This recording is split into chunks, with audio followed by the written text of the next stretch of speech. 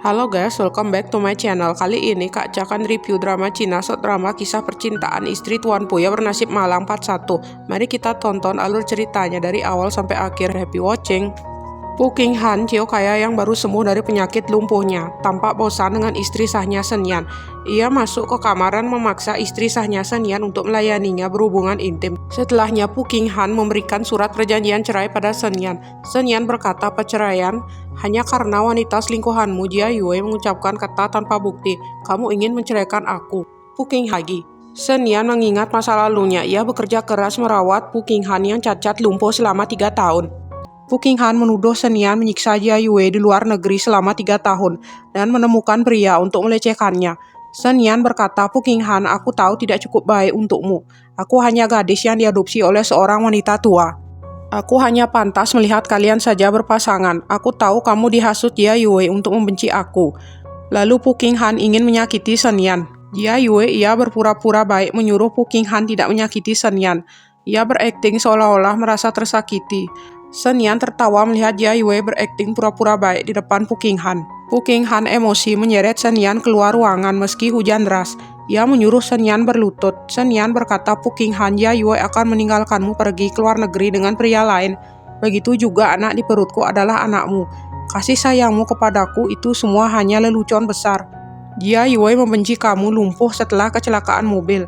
Dia menyebutmu pecundang. Saat nenek sudah meninggal, dia kembali pulang dari luar negeri. Kau tidak memahami ini, apa kau tidak mengerti? Pu Qinghan tidak peduli, ia menyuruh Shen Yan berlutut. Ia meninggalkan Shen Yan sendirian di tengah hujan lebat. Shen Yan pingsan. Shen Yan lalu dibawa ke rumah sakit. Shen Yan tampak sadar. Dokter berkata, kamu sedang hamil, usia sudah 2 bulan. Tapi dengan kondisimu yang sakit, tidak disarankan untuk memiliki anak. Tubuhmu sudah sakit parah. Shen Yan tampak muntah karena sakitnya. Pu Qinghan datang melihat Shen Yan, lalu ia mengambil dan membaca surat keterangan medis Shen Yan hamil 2 bulan. Shen Yan berusaha menutupi kehamilannya pada Pu Qinghan. Ia mengaku surat itu hanyalah milik pasien lain. Pu Qinghan tidak peduli, ia mengancam Shen Yan. Jika apapun bisa diberikan, tapi Shen Yan tidak boleh mengambil anaknya. Datang Jia Yue, ia mendengar Shen Yan hamil anak Pu Qinghan, bersikap pura-pura sedih. Ia merasa tersakiti untuk menarik simpati Pu Qinghan. Shen Yan berkata, aku mau menceraikan kamu, membiarkan kamu menikah dengan Jia Yue. Anak ini hanya milik Shen Yan. Jia Yue menghasut Pu Qinghan berpura-pura sedih. Ia akan mengalah pergi demi Shen Yan dan Pu Qinghan. Pu Qinghan mempercayai hasutan Jia Yue. Ia menyuruh asisten masuk. Pu Qinghan menyuruh asisten mengantar Shen Yan melakukan operasi penghilangan janin. Shen Yan berontak, tidak mau melakukan operasi itu. Ia berteriak, Pu Qinghan, kenapa kamu melakukan ini? Anak ini akan pergi, aku tidak akan pernah bisa punya anak. Shen Yan keluar dari ruangan setelah melakukan operasi penghilangan janin. Pu Qinghan dan Jia Yue melihat kondisi Shen Yan, mereka berdua berpura-pura peduli. Shen Yan di rumah Pu Qinghan, ia mengemasi barangnya, membawa koper bersiap pergi. Shen Yan ke rumah sakit melihat kakaknya dirawat. Ia berencana mengajak kakaknya pergi ke luar negeri untuk berobat. Mereka berdua keluar kamar rawat bersiap pergi ke luar negeri, tapi Dokter Jiang menghalangi mereka. Dokter Jiang berkata, kondisi kakakmu belum pulih, kenapa keluar dari rumah sakit? Shen Yan berkata, Dokter Jiang, aku akan membawa kakakku pergi berobat ke luar negeri. Dokter Jiang menahan mereka, menyuruh kembali ke kamar rawat. Niat mereka pergi jadi batal. Pu Qinghan datang melihat mereka berdua.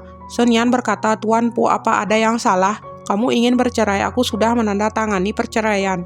Pu Qinghan berkata, supaya bisa kamu berselingkuh dengan dokter itu. Kamu ingin sekali cerai denganku, pantas saja. Jia Yue disuruh cepat pulang ke rumah. Kamu kira aku akan membiarkanmu? Sukseslah kamu dengan persinahan. Mengapa kamu marah? Kamu bohong jika menemani kakakmu berobat ke luar negeri. Kakak Shen Yan terjatuh lemah. Shen Yan mencoba memberikan obat. Kakak Shen Yan terluka parah, harus dibawa ke ruang gawat darurat. Dokter Jiang ingin membantu Shen Yan untuk membayar biaya pengobatan kakaknya, tapi Shen Yan menolak. Ia mengaku sudah punya uang. Shen Yan pergi ke tempat pembayaran. Di loket itu ia bertemu dengan Jia Yue. Jia Yue mengambil kartu bank milik Shen Yan. Jia Yue berkata, mengapa kalian ingin bercerai? Ini kartu milik Pu Qinghan. Mengapa kamu masih menggunakannya? Mulai sekarang apa milik Pu Qinghan adalah milikku. Lalu ia mengeluarkan sejumlah uang dari tasnya untuk diberikan kepada Shen Yan dengan syarat harus berlutut dan memohon-mohon. Pu Qinghan datang, Jia Yue berpura-pura terjatuh menarik simpati Pu Qinghan. Ya Yue berkata, aku baik-baik saja Fu Qinghan, itu semua salahku. Aku membuat Nona Shen tidak senang, dia butuh bantuan, aku ingin membantunya. Shen Yan berkata, uang itu dia yang mengambilnya sendiri, apa kamu yakin dia pingsan sungguhan? Fu Qinghan tetap menyalahkan Shen Yan berbuat kasar dan memfitnah Ya Yue. Ya Yue mulai menghasut Fu Qinghan, ia berkata, Nona Shen pasti bingung sekarang, aku hanya ingin membantunya dengan uang. Dia bilang uangku kotor, jadi dia tidak mau mengambilnya. Fu Qinghan mempercayai apa kata Jia Yue. Malah ia membela Jia Yue. Fu Qinghan menyuruh asisten untuk menghubungi bank, untuk memblokir semua kartu ATM yang pernah diberikan pada Shen Yan. Shen Yan tidak diam.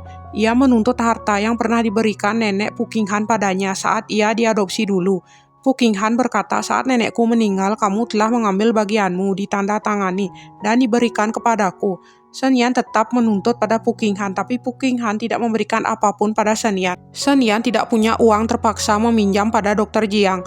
Shen Yan berkata, Dr. Jiang, bisakah kamu meminjamkan uang padaku untuk biaya pengobatan kakakku?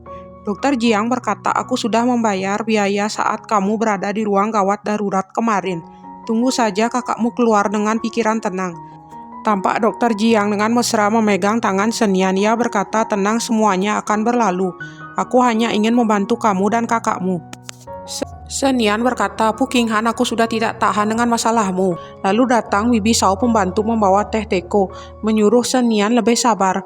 Fu Qinghan termakan hasutan kebohongan dari Jia Yue, lalu ia mengambil teh panas itu, lalu menyiram secangkir teh panas itu ke tubuh Shen Yan. Shen Yan lehernya terluka. Fu Qinghan menyuruh Shen Yan jangan menyentuh Jia Yue. Lalu Shen Yan pergi ke kamar. Fu Qinghan menyuruh Bibi Shao mencari dokter untuk mengobati Shen Yan besok. Pintu terkunci, Fu Qinghan tidak bisa masuk kamar. Shen Yan sendirian menahan rasa sakit hatinya.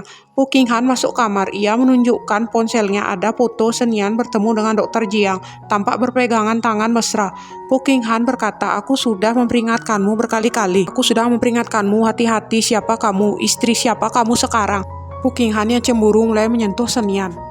Jia Yue di luar kamar menelpon seorang pria berkata, kita tidak bisa menunggu lebih lama lagi, sudah saatnya memanfaatkan anak kita ini. Terima kasih sudah menonton video ini, jangan lupa subscribe, like, dan komen. Sampai jumpa.